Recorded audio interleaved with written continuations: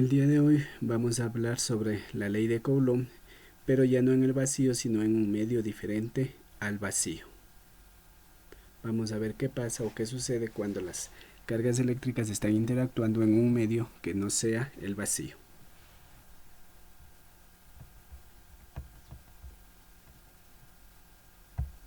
El vacío. Vamos a observar el siguiente gráfico. Como nos podemos dar cuenta, tengo un cuerpo cargado eléctricamente negativo, el cuerpo 1, y el cuerpo 2 eléctricamente es positivo.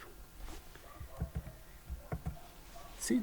Si estos cuerpos están sumergidos en agua, se va a seguir produciendo una fuerza de atracción. Recuerden que cuando las cargas eran diferentes existía una fuerza de atracción. Dentro del agua también va a existir una fuerza de atracción entre esos dos cuerpos eléctricos. ¿Esa fuerza se puede calcular? Sí, pues vamos a calcular. El día de hoy vamos a aprender a calcular esa fuerza cuando las cargas eléctricas están en otro material o están con otra sustancia. Y entonces vamos a ver qué pasa, si se atraen o se repelen los cuerpos. Y vamos a ver si esa fuerza, qué relación tiene con respecto a cuando las cargas se encuentran en el vacío. Y nos vamos a dar cuenta más adelante que cuando los cuerpos se encuentran separados con otro medio material que no sea el vacío, va a existir una fuerza eléctrica menor a la del vacío. La fórmula de la ley de Coulomb, pues para calcular la fuerza eléctrica, es válida solo cuando las cargas están en el vacío y bastante aproximada cuando están en el aire.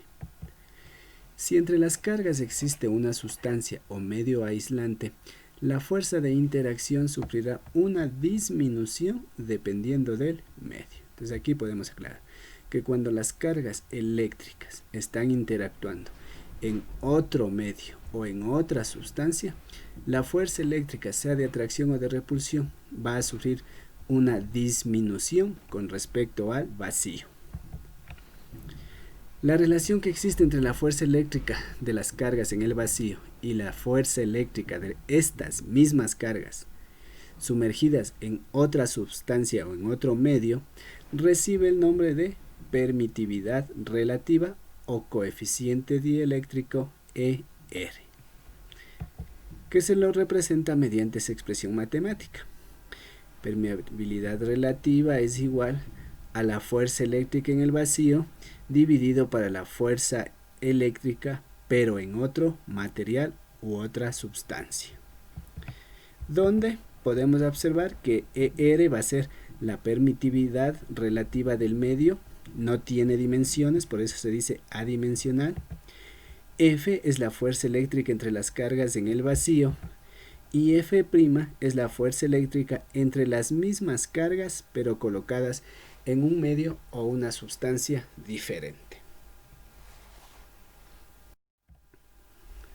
Para poder desarrollar los ejercicios, lo que vamos a tener presente es esta tabla de permitividad de algunas sustancias, ¿sí? Entonces en el vacío vale 1, en el aire vale 1,0005, en el vidrio 4,7, en el agua 80,5, en la glicerina 45, la mica 5,6, la gasolina 2,35 y el aceite 2,8. Como podemos observar, la permitividad relativa no tiene unidades. Y eso nos servirá como información para los problemas que vamos a ver más adelante.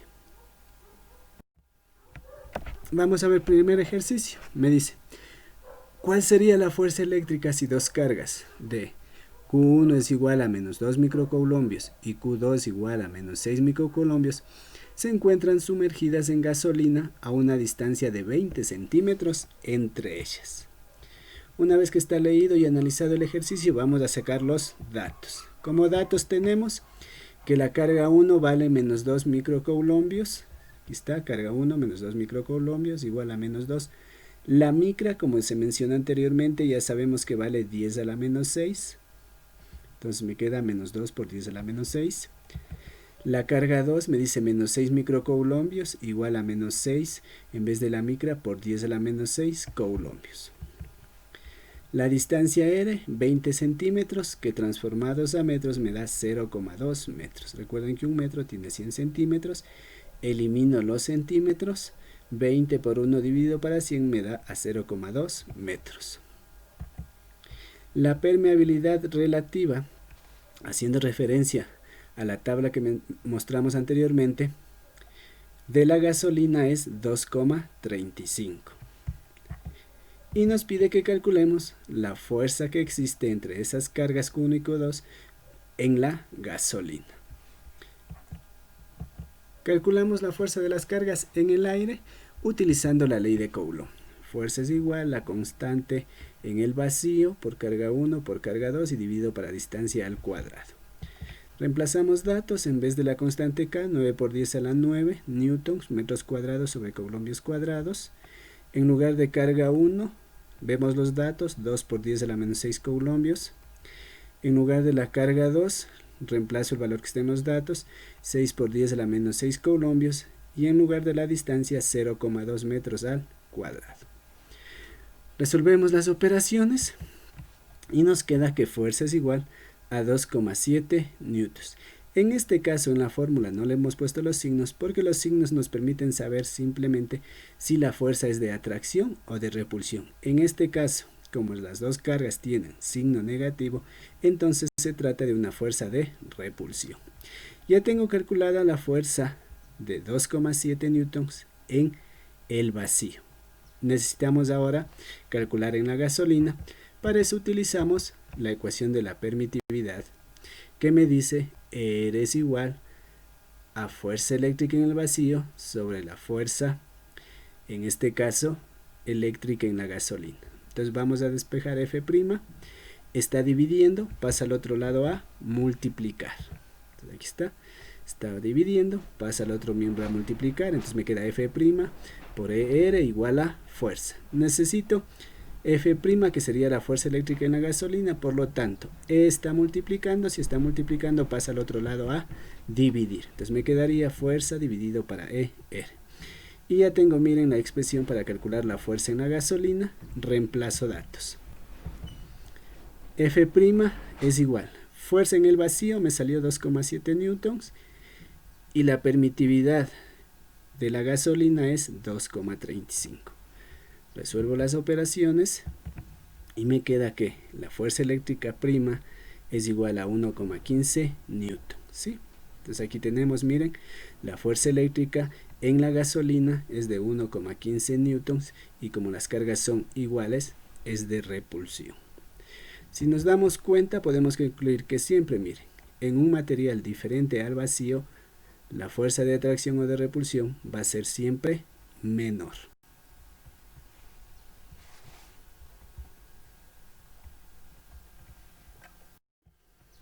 Vamos a resolver un segundo ejercicio. Me dice, ¿cuál es la fuerza eléctrica entre dos cargas cuyos valores son Q1 igual a menos 5 microcoulombios y Q2 4 milicoulombios si están separadas en vidrio por una distancia de 0,0015 metros? Sacamos datos. Q1 menos 5 microcoulombios igual menos 5 por, en lugar de la micra, reemplazamos por su potencia de base 10 a la menos 6 coulombios. Q2 me dice 4 milicoulombios, 4 por, en vez de mili, la potencia es 10 a la menos 3, entonces me queda 4 por 10 a la menos 3 coulombios. La distancia R, 0,0015 metros. La permeabilidad relativa del vidrio, si observamos en la tablita, es 4,7 y nos pide que calculemos la fuerza de atracción o de repulsión en el vidrio. Hacemos lo mismo que hicimos anteriormente. Primero calculamos la fuerza de las cargas eléctricas en el vacío utilizando la ley de Coulomb. Entonces me queda fuerza es igual a K por carga 1 por carga 2 sobre distancia al cuadrado. Reemplazamos datos. La constante K es un valor ya conocido y vale 9 por 10 a la 9 newton metros cuadrados sobre coulombios cuadrados. Carga 1, 5 por 10 a la menos 6 coulombios por carga 2, 4 por 10 a la menos 3 coulombios y la distancia es 0,0015 metros al cuadrado. Cogemos la calculadora, describimos las cantidades como están ahí y nos da un valor de 80 millones de newtons para la fuerza cuando las cargas se encuentran en el vacío, ¿sí? 80 millones de newtons. Bien, ahora vamos a tomar la ecuación de la permitividad relativa eléctrica y tenemos que R es igual a fuerza en el vacío sobre fuerza, en este caso en el vidrio.